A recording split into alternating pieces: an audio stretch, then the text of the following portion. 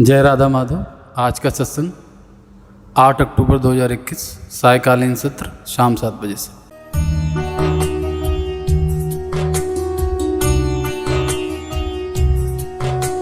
हरि ओम। अज्ञानतिमिरन्धस्य ज्ञानाञ्जन शलाकया चक्षुरुन्मिलितं येन तस्मै श्री गुरुवे नमः। जय जय श्री राधारमण, जय जय नवल किशोर, जय गोपी चित चोर प्रभु, जय श्री माखन चोर। भक्त भक्ति भगवंत गुरु चतुर नाम वपु एक, इनके पद वंदन किए नाशै विघ्न अनेक। नारायणं नमस्कृत्यं नरं चैव नरोत्तमं, देवीं सरस्वतीं व्यासं ततो जय मुदीरये। श्री लाडली लाल की जय, परम पूज्य बाबूजी बाबा की जय, देवर्षि नारद जी महाराज की जय, श्रीमन नारदीय निकुंज की जय, निकुंज विहारी विहारिणी जो की जय, श्री नवरात्र महामहोत्सव की जय, श्री प्राची विहारी लाल की जय।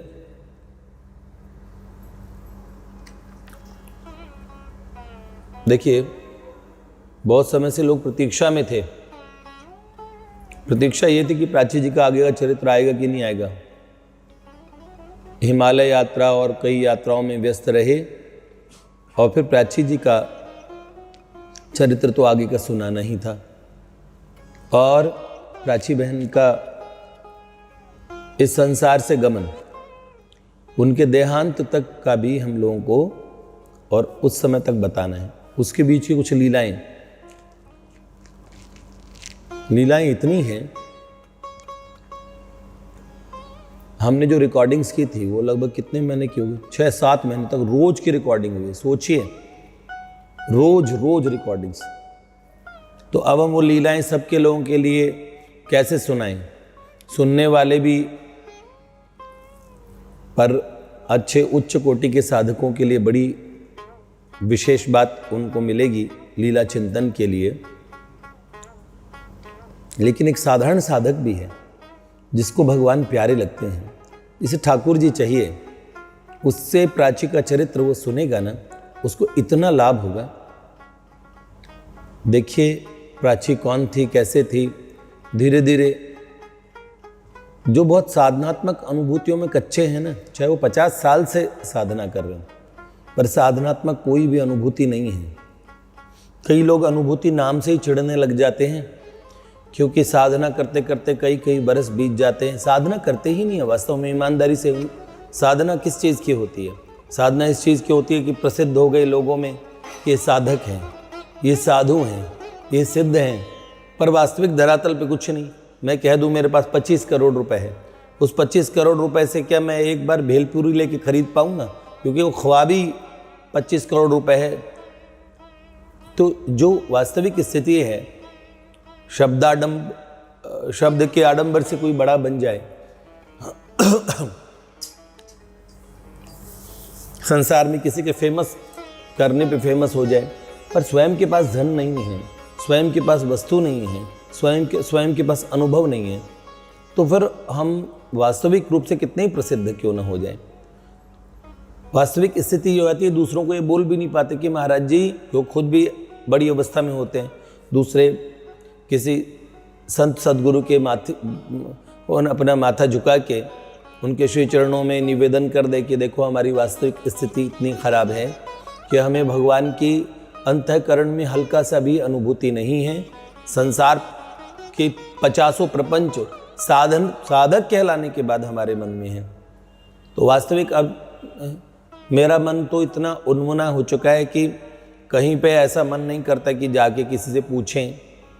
वास्तविक ये है कि जो हमारे महापुरुषों ने, परम पूज्य बाबूजी ने, परम पूज्य बाबा ने जो तरीके बताए, जो साधनाएं बताई, साधक की जो रहनी बताई, वैसा हम कर पाएं, भगवान को अपने अंतर हृदय में धारें, तब हम कहलाएंगे। वरना 50 जगह प्रसिद्ध हो जाने से मुझे कोई लाभ नहीं दिखता। मेरे क्या काम आएगा वो, मेरे क्या काम आएगा। तो ऐसा होता है, स्वयं अनुभूति नहीं हो पाती ना, तो अनुभूति नाम से ही चढ़ने लगते हैं और हमें लगता है कि दूसरों को भी जो अनुभूति हो रही है, जैसे मुझे कुछ नहीं हुआ तो दूसरों को भी कुछ नहीं है, सिफर शून्य में है और उनका अनुभव है। तो ये बात है, हम विचार करें, अनुभूति नहीं होती, क्या भगवान करुणा में नहीं है जो अनुभूति नहीं होती, या फिर हम साधक नहीं हैं? तो अपने में विचार करें, भगवान में तो दोष नहीं है, प्रियतम का कोई दोष नहीं है, वो तो है निर्दोष। भगवान का कोई दोष नहीं है, दोष वास्तव में अपना है। हमें ढूंढना चाहिए कि क्यों हमें अनुभूतियाँ नहीं होती। भगवान की करुणा का ये जो हम और ढिंडोरा पीटते हैं, उन करुणा में भगवान के प्रति हमारे अंतःकरण में विश्वास तक नहीं है। कितने दुख की बात है, दुनिया में साधक कहते हैं, हाँ? तो हमें ऐसा कभी क्यों लगता है, अनुभूतियों से चढ़न क्यों होती है, दूसरों के अनुभवों को हम स्वीकार क्यों नहीं कर पाते, ये अस्वीकृति क्यों, ये स्वीकृति हमारे मन में क्यों नहीं आती? वास्तव में इसलिए कि हमारी हालत वास्तव में बड़ी खराब है। साधक कहलाने से क्या होते हैं, गलियन में और भौंकत फिरे नहीं, क्यों, क्या माला लेकर में फिरे और सिद्ध कहावे सोए, और कुत्ता नाम बाघा धर्यो पर कुत्ता बाघ न होए। वास्तव में किसी कुत्ते का नाम हम शेरू रख देते हैं, ऐसे ही कोई अच्छे धोती पहन ले, अच्छे बात कर ले, अच्छे माला झोली ले ले, तो फिर क्या है, हम बेशक और साधक कहला लें, सिद्ध कहला लें, ये कोई बात नहीं है। तो इसीलिए कहलाने से कोई लाभ नहीं होगा, अपनी हमें वास्तव में उपलब्धि करनी पड़ेगी, उसी से बात होगी। तो प्राची जी के जो अनुभूतियां हैं, और देखो उन्होंने शरीर त्यागा, उनकी स्वाभाविक मृत्यु नहीं थी, एक तरह से इच्छा मृत्यु ही थी। उन्होंने मृत्यु का वर्णन कर लिया था, मृत्यु सर्वहरश्चाहम, मृत्यु में भी उन्हें प्रियतम अपने श्याम सुंदर दिखे, तो उन्होंने मृत्यु का हंसते हंसते वर्णन कर लिया। अंगारों पर चलने वाले जलने से कब डरते हैं, प्रभु के प्रेमी मरते मरते भी नाम प्रभु का जपते हैं। तो प्राची जी का ये जो पूरा चरित्र है, इसलिए साधकों के लिए और अच्छे साधकों के लिए, और जो साधना करना चाहते हैं उनके लिए, और जो साधन अभिमान में झूठे घूम रहे हैं और कोई बोध नहीं है, अगर वो भी ईमानदारी से सुने तो उनको भी उम्मीद है कि कुछ समझ आएगा। तो इसीलिए सब प्रेम हम लोग सुने। ठाकुर जी उनके पास आए तो क्या, बलिनो प्रकरण तो हम लोगों ने सुना है, कितना नाम जप किया प्राची जी ने।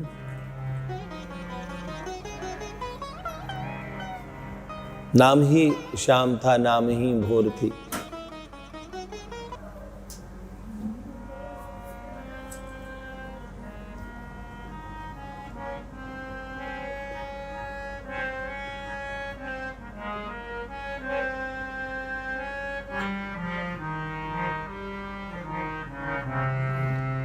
कौन से पंक्ति थी उसमें, नाम ही शाम था, नाम ही भोर थी, नाम ही शाम था, नाम ही भोर थी, नाम ही था सहेली न कोई और थी, नाम ही था सहेली न कोई और थी, नाम ही था सहेली न कोई और थी, हम ही था सहेली न कोई और थी, रहते हो के मगन ऐसी लागी लगन, रहते हो के मगन ऐसी लागी लगन, दो जहानों का साहिब खिंचा आ गया, दो जहानों का साहिब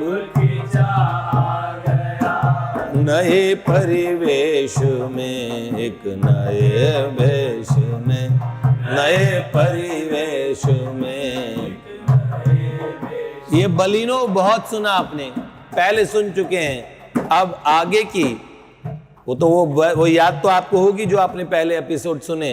वो बलिनो चलाना गजब ढा गया, वो बलिनो चलाना गजब ढा गया। अब देखिए आगे की गाथा सुने। प्राची जी ने कितने भक्तों के प्रकरण सुने ठाकुर जी से। आगे प्राची जी के प्रेम में प्रभु, देखिए प्राची जी को जो स्वरूप उन्होंने प्रथम बार देखा प्रारंभिक अवस्था में, उस स्वरूप के दर्शन करने के बाद उनको उसमें आसक्ति सी हो गई थी। श्री कृष्ण के जैसे स्वरूप का उन्होंने शास्त्रोक्त पद्धति से ध्यान इत्यादि नहीं किया था, नाम में डूब गई थी। पर भगवान के स्वरूप का निश्चय कैसे करेंगे जब तक संत सदगुरु नहीं होंगे। देखो इसलिए सदगुरु के ज्ञान की आवश्यकता होती है। भगवान मिलने के बाद में भगवान के स्वरूप का नहीं पता होना। तो जो स्वरूप दिखा प्रछन्न अवस्था में, एक छोरे आधुनिक युवक जैसा, उस स्वरूप में प्राची जी को शुरुआती अवस्था में ठाकुर जी ने कई बार जब उनके तत्व रहस्य, उनके स्वरूप का ज्ञान उनसे पूछा, उस दिन से उन्हें ठाकुर जी के सुंदरतम ब्रज लीलाओं के और ठाकुर जी के सुंदरतम उस स्वरूप के और नवधर सुंदर नील नीरद वपु प्यारे ठाकुर जी का, ऐसे प्यारे नील सुंदर, ऐसे प्यारे श्याम सुंदर के दर्शन जो नंद कुंवर स्वरूप में दर्शन जो हुए हैं, उन दर्शनों के बाद प्राची सब भूल गई। प्राची की प्रारंभिक अवस्था में उसे संस्कृत का ज्ञान नहीं था। बाद की अवस्था देख लीजिए, वेद मंत्रों तक, वो कठोपनिषद, श्वेताश्वर उपनिषद, सब उपनिषदों के रहस्यों को बताने लगी, मंत्र बोलने लगी। प्रारंभ अवस्था में गायन अच्छा नहीं था। बाद का गायन देखिए, जो हमारे पास जो लोग सुन सुन के जाते हैं ना सब, और जितने लोग अभी प्राची जी के दर्शन करने आते हैं, और इतनी सुंदर, ओहो हो, तो सौंदर्य की, उसके गायन की सब प्रशंसा करते हैं। ठाकुर जी की होने के बाद तो वो परम सुंदर हो ही गई। तो ऐसी ये नव गोपिका थी, ऐसी ब्रज गोपिका उन प्राची जी का। और आगे का चरित्र, जब ठाकुर जी शुरुआती अवस्था में उस स्वरूप में ठाकुर जी ने दर्शन दिए थे, लेकिन जो वो दीवारों से ऐसे निकल के आके प्रकट होने लगे, और फिर उसके बाद प्राची जी ने देखा न कुंडी न दरवाजा, किसी की अपेक्षा नहीं होने, न आने में न जाने में, वो कब आते हैं, कैसे आते हैं, वार्ता करते हैं। लेकिन प्राची जी का संवाद परम सत्ता से था, परम सत्ता से। प्राची जी सर्वज्ञ हो गई थी। हमने महात्माओं के मुंह से सर्वज्ञता की बातें सुनी हैं, लेकिन इस तरह सर्वज्ञ महात्माओं का आमना सामना जो किसी के सामने हो तो उसे कैसा लगता है, वो प्राची जी से मिल के लगा। वो दिमाग पढ़ती थी, आपकी मस्तिष्क में क्या लिखा है, आप क्या सोच रहे हैं। अगर आप अपने फूफा जी के विषय में सोच रहे हैं तो प्राची जी ऐसे नहीं कहते थे आप चाचा के विषय में सोच रहे हो, वो कहती थी आप अपने फूफा जी का नाम सहित बताती थी कि आप उनके विषय में सोच रहे हो, आपके मन में क्या कल्पनाएं बनती है, आप क्या सोच रहे हो, इस तरीके से। तो प्राची जी ने आश्चर्य की सीमा से परे बहुत लोगों को, ऐसा महान आश्चर्य, क्योंकि वो ओह नमः आश्चर्य कर्मणि, ऐसे प्रभु, ऐसे जगत के स्वामी जगन्नाथ भगवान के साथ स्वयं वास करती थी। उसने भगवान के हृदय में स्थान पा लिया था। तो दूरदर्शन इत्यादि, और उसके लिए कोई अचंभे की बात नहीं होती थी। उसने जो प्रकट किया यहाँ पे, इतने लोगों को इतनी सुंदर अनुभूतियां करवाई, सैकड़ों लोग उन अनुभूतियों से लाभान्वित हुए, आज तक हो रहे हैं। तो प्राची जी ने कईयों के लिए अंतर जगत के दरवाजे खोले, जो बहुत अच्छी साधनाएं करते थे। कई महात्माओं को अच्छे अनुभूति हुई है। अब ये बताइए, जो साधना करते हुए हैं, साधु अवस्था में हैं, उनको अच्छे बोध करवाएं। तो इसका मतलब, और एक ब्रज गोपी कितना सामर्थ्य रखती है, प्राची ने बताया गोपिका क्या होती है। तो उस गोपिका की कहानी सुनो आगे की।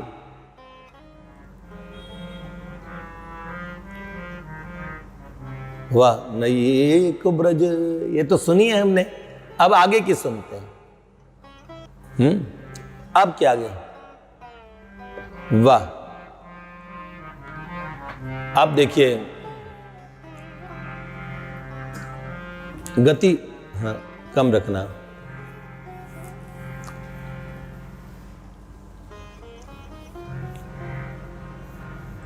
कोई साधक भगवान से प्रेम करता है तो पहले वो एक तरफा प्यार करता है, उसे लगता है, जबकि वास्तव में एक तरफा प्रेम प्रभु का होता है। वो जीव से पहले से ही प्यार करते हैं क्योंकि हर जीव उनका अंश है। लेकिन मान लीजिए कि हम भगवान से प्यार कर रहे हैं, भगवान हमें, तो उस एक तरफा प्यार में याद रखिए, तुझको देखा भी नहीं फिर भी तुझसे मोहब्बत की है, तेरे क्या दिल की आंखों से तेरे रूप की तिजारत की है। तो आप ऐसा कीजिए, क्या होता है, हम ठाकुर जी से प्रार्थना करें जैसे प्राची के साथ हुआ वैसे हमारे साथ भी हुआ। अब प्राची के वो एपिसोड सुनिए जो उनके घरों में हुए। कई लोगों को प्राची जी की बुआ कहते हैं हमें बड़ा बुरा लगता था, ठाकुर जी इतना सुंदर स्वरूप, फिर ऐसे ये जीन्स के छोरे, ये यहाँ की पोशाक, कोई पोशाक होती है, हमारे ठाकुर जी जामा पहनते हैं, इतने सुंदर सुंदर वस्त्राभूषण पहनते हैं, सुंदर धोती पहनते, करदनी पहनते, सुंदर मयूर पिच्छका किरीट है उनके, सुंदर मकराकृति कुंडल है, वैजयंती माला है, मुक्ता माला, मणिमाला, क्या सुंदर है, क्या सुंदर वपु घुंघराले कुंचित केश है, क्या सुंदर है। ऐसे ठाकुर को ऐसी ये बिलायती ड्रेस पहनने का क्या, हमें समझ नहीं आता, ऐसे कहते थे। लेकिन बुआ जी से जानबूझ के उन्होंने ऐसा और वो किया कि आखिर ये आप बुआ जी कहते कि हमारी सोच की कमी थी। जब वो चाहे जो वेशभूषा वो पहने वही वेशभूषा है, बाकी भगवान का परम सुंदर वेशभूषा तो जो है सो है ही, जो महापुरुषों ने वर्णन किया, जो रसिकों ने वर्णन किया वही वेशभूषा है। लेकिन कदाचित वो कभी ऐसी वेशभूषा में आ जाए तब भी उनका तिरस्कार तो नहीं बनता। तो बुआ जी कहते हमें तो नहीं भाता था प्राची जी का ये, कि मैंने कहा अनुभव इतने नाम जब के बाद में इस तरह से अनुभव कराना, आते सीधे प्रकट हो जाते, चोट क्यों लगवाई, हमारी बिटिया को इतना कष्ट क्यों दिया। देखिए वो अपने स्टाइल से चलते हैं, उनका अपना तरीका है। तो हम प्रेमी जरा दूजे किस्म के हैं, तो वो दूजे किस्म के प्रेमी हैं। चलिए, लेकिन प्राची जी को शुरुआती अवस्था में जब तक उन्हें स्वरूप का बोध नहीं हुआ तब तक उन्हें कई बार ऐसे स्वरूप के दर्शन हुए। उसके बाद में माधव ने अपना नित्य सुंदर समस्त अखिल सौंदर्य सार सर्वस्व अपने स्वरूप का दर्शन दिया। वह दर्शन जो नंद कुंवर के रूप में था, ब्रज राजकुमार के रूप में था, जब वो आए थे प्रिंस ऑफ नंदगांव, नंदगांव के राजकुमार। जो सुनिए, युवराज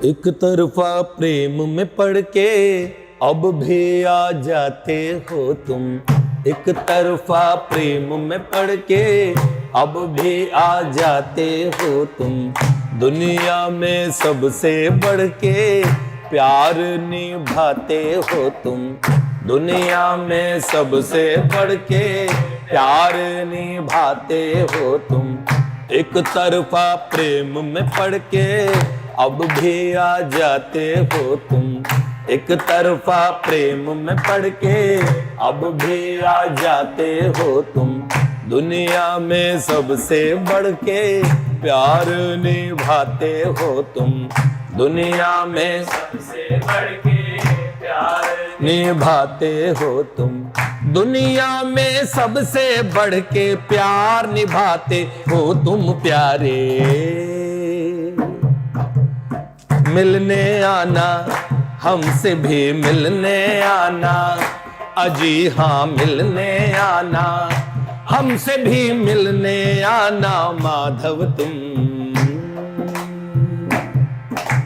मिलने आना, हमसे भी मिलने आना, अजी हाँ मिलने आना, हमसे कभी मिलने आना माधव तुम,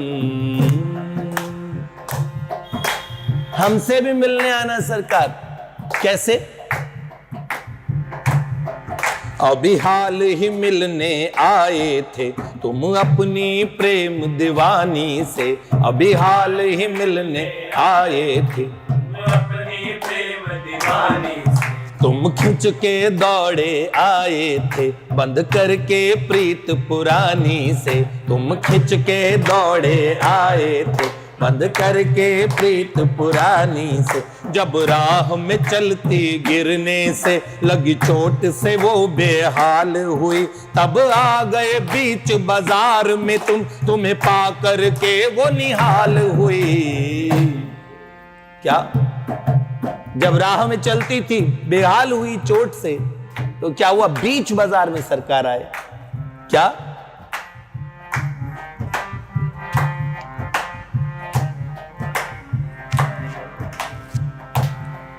अभी हाल ही मिलने आए थे तुम अपनी प्रेम दीवानी से, तुम खिंच के दौड़े आए थे बंद करके प्रीत पुरानी से। जब राह में चलती गिरने से लगी चोट से वो बेहाल हुई, तब आ गए बीच बाजार में तुम्हें पा करके वो निहाल हुई। कैसे उसे गोद में लेना उलझा नैनों से नैना, कैसे उसे गोद में लेना उलझा नैनों से नैना। ले गए तुम दिल का चैना, हाय क्या क्या कर जाते हो तुम। मिलने आना हमसे भी मिलने आना, अजी हाँ मिलने आना हमसे कभी मिलने आना माधव तुम। कैसे झट से गोद में लिया था, ले गए थे ना, और सर्वस्व ले गए।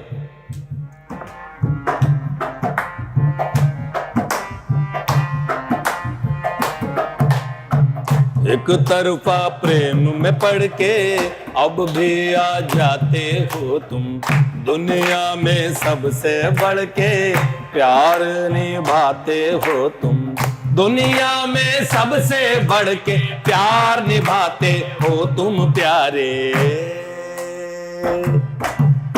मिलने आना हमसे भी मिलने आना, अजी हाँ मिलने आना हमसे कभी मिलने आना माधव तुम। फिर क्या हुआ? इस मुलाकात के बाद फिर जितने दिन तक वो नहीं आया तो पल पल विरह में बीतता था। इतने हृदय में जख्म से हो गए। क्या?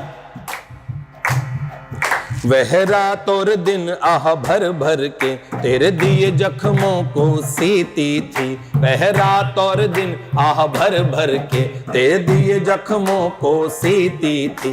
तेरे विरह के दर्द को दिल से लगा, तेरे नाम के प्याले पीती थी। तेरे विरह के दर्द को दिल से लगा, तेरे नाम के प्याले पीती थी। तेरे प्रेम मधु को पी करके उसके थे ऐसे हाल हुए। करने आए पता हाल उसके, उसे देख के खुद बेहाल हुए।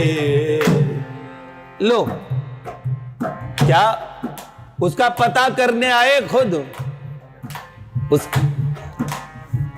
क्या?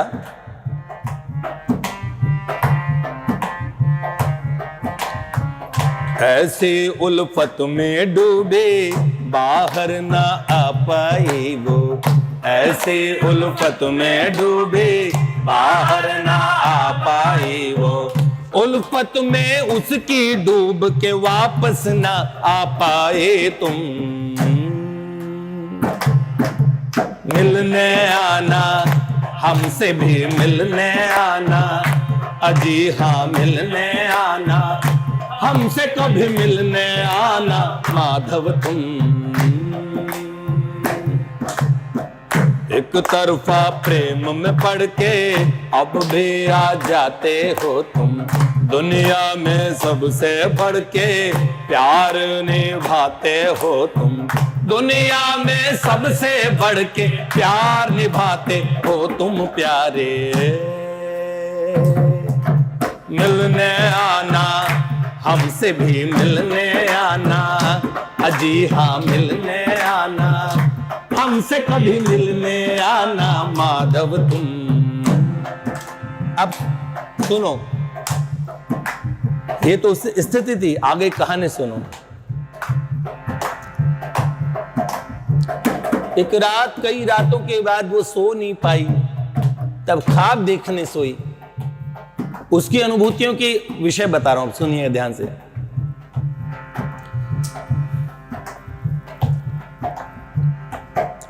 एक रात वो कई रातों के बाद तेरे ख्वाब देखने सोई थी। एक रात वो कई रातों के बाद तेरे ख्वाब देखने सोई थी। नहीं ख्वाब में पाया जब तुमको वो ख्वाब ही में बड़ी रोई थी। नहीं ख्वाब में पाया जब तुमको वो ख्वाब ही में बड़ी रोई थी। तभी उसने देखा वो नंद गांव की चांदनी रात में सोई थी। तभी उसने देखा वो नंद गांव की चांदनी रात में सोई थी। तुम छत पे आई मिले उसको तेरे रूप में सुध बुध खोई थी। छत पे ठाकुर जी उसने रात्रि में देखा।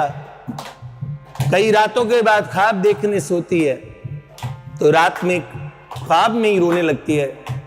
तो क्या देखते, चांदनी रात में वो अपने घर की छत पे सोई है। कहां? नंद गांव में, श्री कृष्ण के उस गांव में। तो प्राची को क्या दिव्य अवस्था में वो कहती थी किसी आकाश गंगा में इस समय अनंत कोटि ब्रह्मांड है। अनंत कोटि ब्रह्मांडों में कहीं सतयुग चल रहा है, कहीं द्वापर चल रहा है, कहीं कलयुग चल रहा है। जैसे हमारी आकाश गंगा में, हमारे इस ब्रह्मांड में, हमारे यहां क्या चल रहा है? कलयुग। कौन सा मनवंतर है? ये श्वेत वाराह कल्प है, वैवस्वत मनवंतर है। तो ऐसे ही किसी ब्रह्मांड में द्वापर की लीला चल रही है। कितने ब्रह्मांडों में चल रही है? उनमें किसी एक ब्रह्मांड में, उस जिसे पैरेलल यूनिवर्स कहते हैं, जिसे पैरेलल यूनिवर्स कहते हैं, ऐसी और अवस्था में, ऐसी किसी सृष्टि में वो द्वापर की लीला में सम्मिलित हो गई। उसकी सिद्ध देह, उसकी भीतरी जो, और जिस गोपिका देह, उस गोपिका देह से वो कहां सोई थी? नंद गांव में। तो वो नंद गांव में चांदनी रात में सोई है प्यारे श्याम सुंदर के विरह में। और नंद घर से उनका घर कितनी दूर है? कुछ ही घर छोड़ के उनकी जो काकी रहती है, अमला काकी, तो वो छत पे सोती है चांदनी रात में ठाकुर के विरह में, प्यारे ब्रजराज कुमार के विरह में। तो अचानक छत पे आहट सुनती है। तो छत पे कौन आ गए? प्यारे ब्रजराज कुमार उससे मिलने उसी चांदनी रात में छत पे आए। तो कौन सी घटना है ये? दर्शन, उसने दिव्य दर्शन जो बेहोशी में करती थी, और उसकी लीला कितनी सिद्ध थी। उसको वहां अगर रंग लगाया जाता तो यहां उसके शरीर पे रंग होता था। लीला के अंदर सिद्धि किसे कहते हैं? अगर आप उस राज्य में जाके मान लीजिए दिव्य देह से दिव्य चिन्मय जो कोटि कोटि स्वर्गों को, स्वर्ग क्या है उसके सामने? कुछ नहीं लगता, वैकुंठ भी कुछ नहीं है। इतने सुंदर दिव्य ब्रजमंडल में जो प्रियतम श्याम सुंदर का नित्य राज्य है, यहां जो भूमि पे ब्रज दिखता है, वो ब्रज जब आप जाएंगे तो जब आप ब्रज में प्रार्थना करेंगे ब्रज भूमि से, तो आपको फिर कंकर पत्थर नहीं दिखेंगे, दिव्य चिन्मय ब्रज के दर्शन होंगे। वो ब्रज की कृपा से ही होंगे, ब्रज रसिकों की कृपा से ही होंगे, ब्रज भाव की कृपा से ही होंगे। तो क्या हुआ? उस दिव्य ब्रज मंडल में, उस चांदनी रात में वहां ठाकुर के दर्शन होते हैं। तो उसको लीला की सिद्धि तो थी, लेकिन जब जागी तो आगे क्या हुआ वो बता रहा हूं। ध्यान से सुनिए। एक रात वो कई रातों के बाद तेरे ख्वाब देखने सोई थी। नहीं ख्वाब में पाया जब तुमको वो ख्वाब में बड़ी रोई थी। तभी उसने देखा वो नंद गांव की चांदनी रात में सोई थी। तुम छत पे आए मिले उसको तेरे रूप में सुध बुध खोई थी। फिर क्या हुआ? आलिंगित माधव प्राची, इस युग की बात ये साची। आलिंगित माधव, आलिंगित मतलब जानते हो? आलिंगन करना।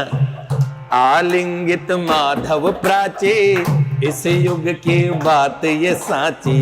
जागी तो प्राची की बाहों में सोए थे माधव तुम। जब जागी तो यहां लखनऊ में श्रीवास्तव जी के घर में, जब वो वैसे रातों में सोती नहीं थी, पर ख्वाब देखा, आज ख्वाब में ही देख लो तुम्हें, इस जिद में सोई। जब जागे तो प्यारे श्याम सुंदर हैं? जागी तो प्राची की बाहों में सोए हे माधव तुम, मिलने आना हमसे भी मिलने आना, अजी हाँ मिलने आना, हमसे कभी मिलने आना माधव तुम। आलिंगित माधव प्राची, इस युग की बात ये साची, जागी तो प्राची की बाहों में सोए थे माधव तुम, मिलने आना हमसे भी मिलने आना, अजी हाँ मिलने आना, हमसे कभी मिलने आना माधव तुम।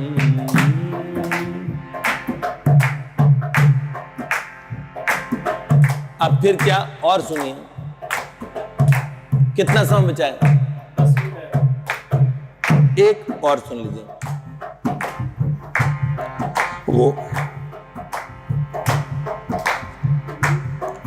वो सर्द पौष की रातों में खड़ी अपनी छत पे होती थी, वो सर्द पौष की रातों में खड़ी अपनी छत पे। एक रिकॉर्डिंग में आपने आवाज सुनी थी कैसी उसकी आवाज गला बैठ गया था। तो दिसंबर के महीने में वो छत पे खड़ी होती थी, कोहरे में भी छत पे खड़ी जाती थी, जहां शॉल वगैरह कुछ नहीं, उसकी माता पिता पकड़ पकड़ के लाते थे उसे। क्या देखती थी वो चांद को देखा करती थी। क्यों देखती थी? अब अमावस के उसमें तो चांद दिखता नहीं था, लेकिन उसको कहां होश रहता था। कौन सा चांद देखने जाती थी? देखो, वो सर्द पौष की रातों में खड़ी अपनी छत पे होती थी, वो सर्द पौष की रातों में खड़ी अपनी छत पे होती थी। वो गहन कुहासे में भी अंबर में बाट चांद की जोहती थी, वो गहन कुहासे में भी अंबर में बाट चांद की जोहती थी। जब चांद को तारों के मध्य देख उसके नैना भर आते थे, जब चांद को तारों के मध्य देख उसके नैना भर आते थे। होता उसका चंद्रोदय जब प्यारे माधव तुम आते थे। उसका चंद्रोदय कब होता? जब चांद को तारों के बीच देख के वो रोने लगती थी। तो वो क्या सोचा करती थी? सब ब्रज वनिताओं के साथ प्यारे श्याम सुंदर, और यहां मैं अकेली लखनऊ में। तो क्या जब चांद को तारों के मध्य देख उसके नैना भर आते थे, होता उसका चंद्रोदय जब प्यारे माधव तुम आते थे। उसी समय उसका चांद कब उगता था? जब प्यारे माधव श्याम सुंदर वहां आ जाते थे। लो प्राची, तुमने पुकारा सखी, लो मैं आ गया।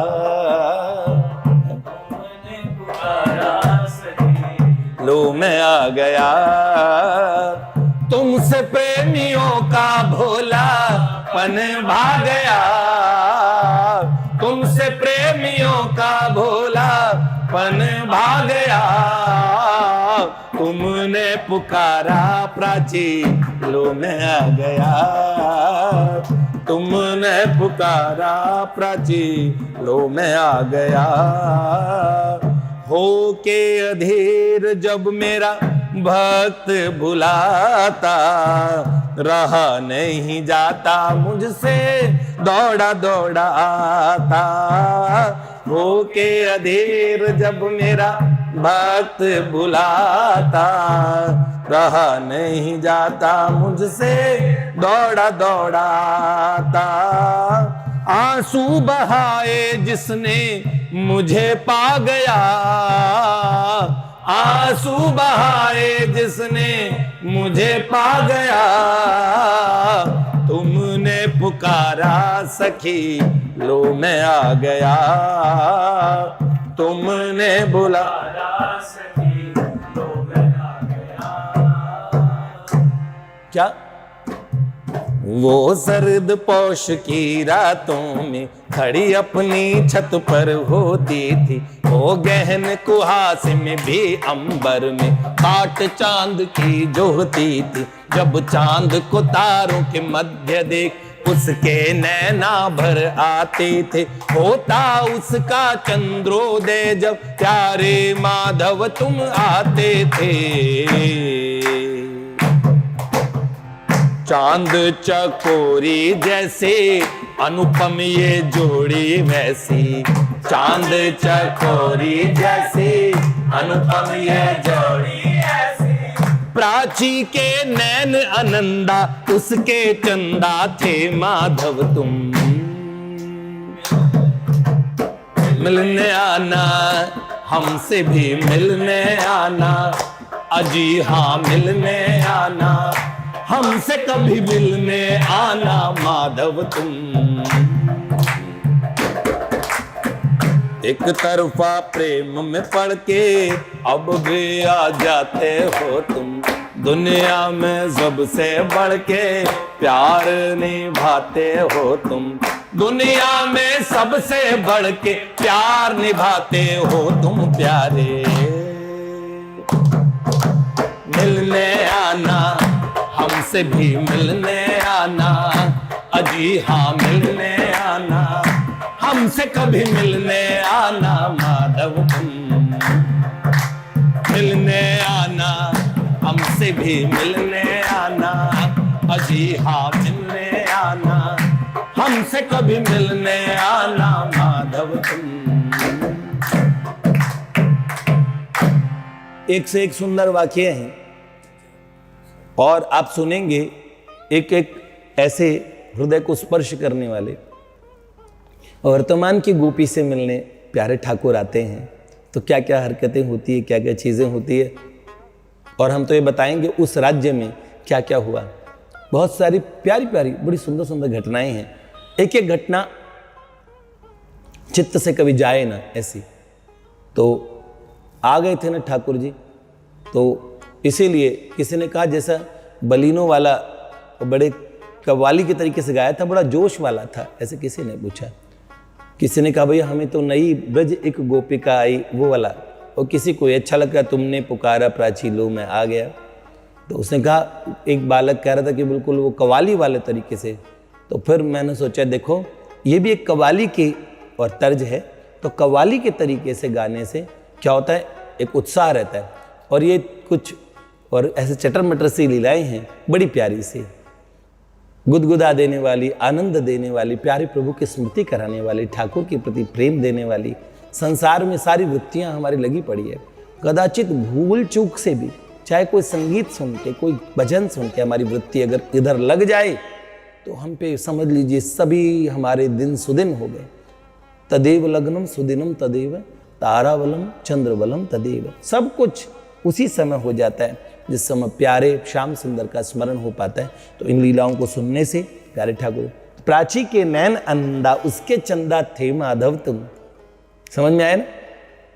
तो इसी युग में ऐसा होता है, आलिंगित माधव प्राची, इस युग की बात ये सांची। तो हाँ, तो आप देखोगे जीवन में जब भगवान आएंगे तो आप बोलोगे अरे वास्तव में नरेश भैया बहुत सच बोल के गए, इतनी बड़ी बात बता गए। और मुझे पता है ये सब बातें ऐसे लगती है कि वो जीव गया, वो भवसागर पार चला गया। तो हम अब मरने पे तो स्वर्गवासी सब लिख देते हैं, चाहे वो कहीं भी पहुंचाओ, क्योंकि मर्यादा ये है कि वो स्वर्गवास हो गया उनका। कहाँ हुआ है क्या पता। जो चीज़ बाद में होती है वो अभी भी हो सकती है। बलि अंत समय जय जावनो है तय जीवते जीवन जाइए क्यों। पर इस बात पे जोर नहीं दिया था, जोर अधिकतर इस बात पे दिया था चलो संसार में मौज अपनी, जो संसार में जैसे जी रहे जीते चलो, अच्छा बुरा भला अच्छा जो लोग करते चलो भाई, बाद में एक दिन भगवान का नाम लेंगे और भगवान उद्धार करेंगे, भगवान तो करुणा में कर ही देंगे।